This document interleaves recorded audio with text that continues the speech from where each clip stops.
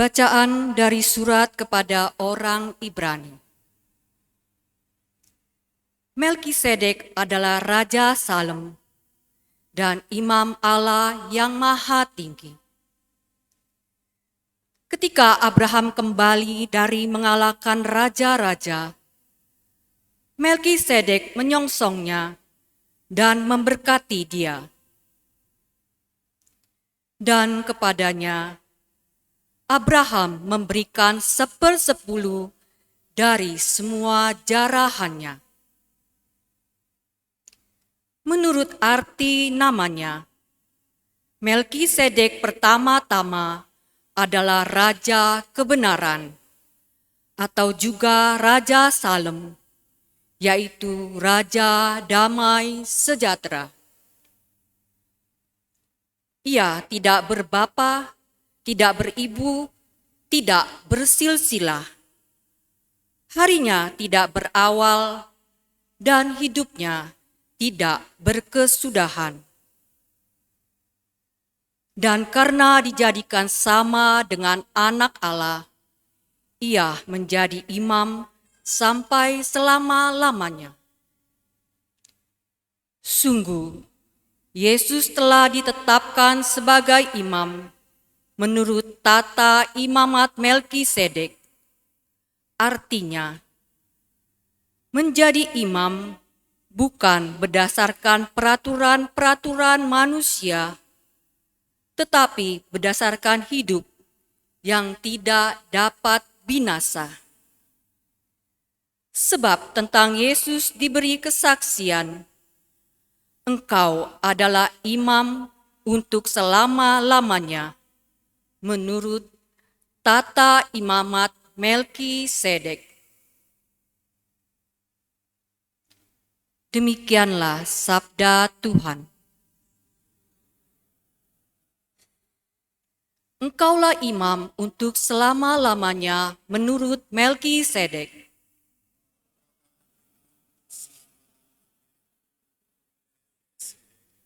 Beginilah firman Tuhan kepada tuanku. Duduklah di sebelah kananku sampai musuh-musuhmu kubuat menjadi tumpuan kakimu.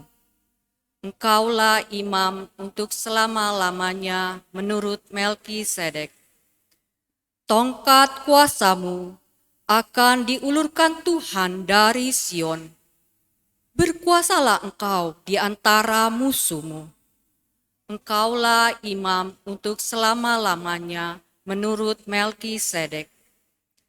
Engkau meraja di atas gunung yang suci sejak hari kelahiranmu, sejak dalam kandungan, sejak fajar masa mudamu. Engkaulah imam untuk selama-lamanya menurut Melkisedek. Tuhan telah bersumpah dan tidak akan menyesal. Engkau adalah imam untuk selama-lamanya menurut Melkisedek.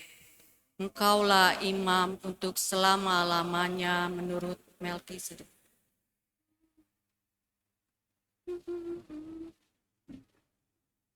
Haleluya, haleluya, haleluya.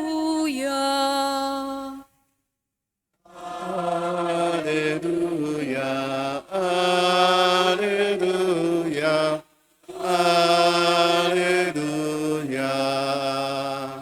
Yesus memberitakan Injil Kerajaan Allah dan menyembuhkan semua orang sakit.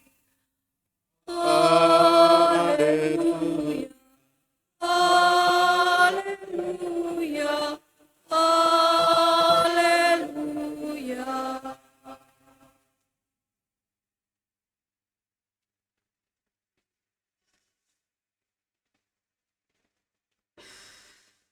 Tuhan bersamamu.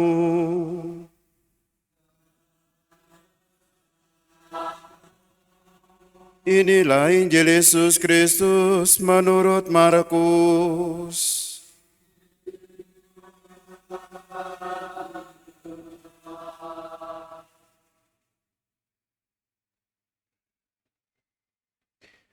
Pada suatu hari Sabat, Yesus masuk ke rumah ibadat. Di situ ada seorang yang mati sebelah tangannya. Orang-orang Farisi mengamat-amati Yesus kalau-kalau ia menyembuhkan orang itu pada hari Sabat, supaya mereka dapat mempersalahkan dia. Kata Yesus kepada orang yang mati sebelah tangannya itu, "Mari berdirilah di tengah." Kemudian Yesus berkata kepada mereka, "Manakah yang diperbolehkan pada hari Sabat, berbuat baik atau berbuat jahat, menyelamatkan nyawa orang atau membunuh orang?" Tetapi mereka itu diam saja.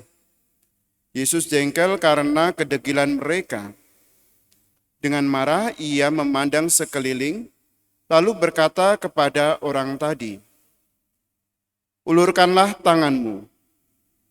Ia pun mengulurkan tangannya, dan sembuhlah seketika. Lalu keluarlah orang-orang Farisi dan segera bersekongkol dengan orang-orang Herodian untuk membunuh dia. Demikianlah Injil Tuhan.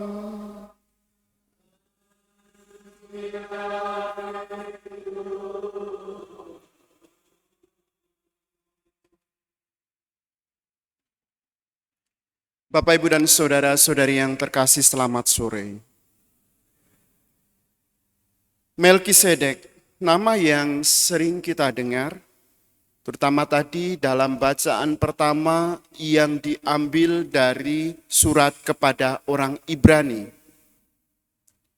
Dalam Mazmur 110 juga disebutkan nama Melkisedek. Dalam Perjanjian Lama, kita juga dapat menemukan nama ini di kitab Kejadian. Ada orang yang mengatakan bahwa arti nama ini adalah Rajaku adalah keadilan. Dalam kitab Kejadian kita dapat melihat bagaimana Melkisedek dipandang atau diartikan sebagai imam Allah yang maha tinggi.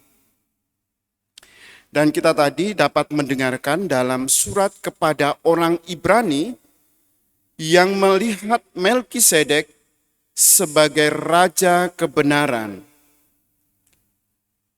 yaitu juga raja damai sejahtera. Melkisedek menjadi antisipasi gambaran Kristus, gambaran Yesus, di mana kita yakin dan percaya bahwa Kristus adalah imam dari surga. Sebagai imam dari surga, tentu ia ingin menyelamatkan semua orang. Maka ketika dia dihadapkan dengan orang yang mati sebelah tangannya, ia bertanya kepada semua orang yang hadir di situ, manakah yang dikehendaki, yang diperbolehkan pada hari Sabat, berbuat baik atau berbuat jahat, menyelamatkan nyawa orang atau menyembuhkan orang? Hal ini tentu saja menjadi tanggapan bagi orang-orang yang ada di situ, terutama orang-orang Farisi yang mengamat-amati Yesus kalau ia menyembuhkan orang itu pada hari Sabat. Sebab bagi mereka hari Sabat sebagai hari Tuhan, mereka tidak dapat menyembuhkan atau bekerja. Dan kalau Yesus menyembuhkan orang, itu menjadi alasan bagi mereka untuk dapat mempersalahkan Yesus.